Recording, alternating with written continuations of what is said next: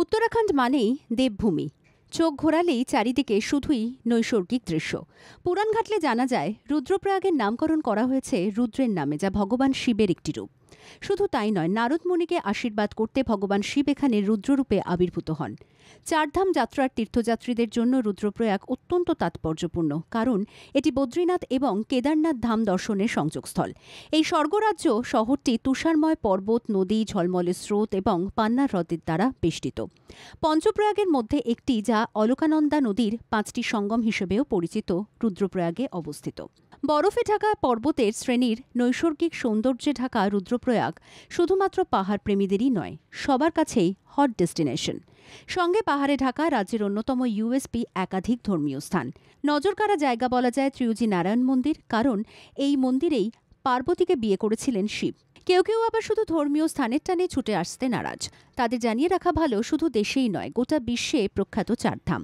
মূলত এই জেলার আকর্ষণ কেদারনাথ মন্দির। এছাড়াও রয়েছে তুঙ্গনাথ, গৌরীকুণ্ড, অগস্ত্যমুনি, কোটেশ্বর মন্দির, চোপতা সহ একাধিক জায়গা।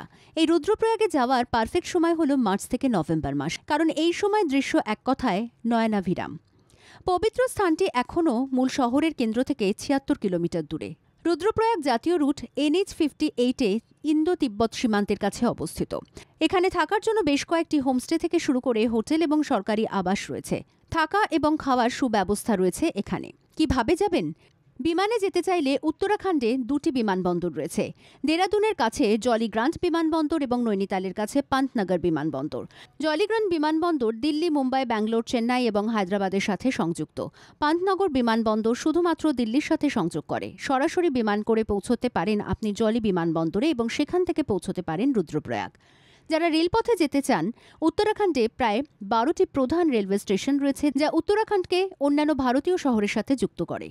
উত্তরাখণ্ড একটি পার্বত্য রাজ্য হওয়ায় 1500 মিটারের উপর রেলওয়ে স্টেশন নেই।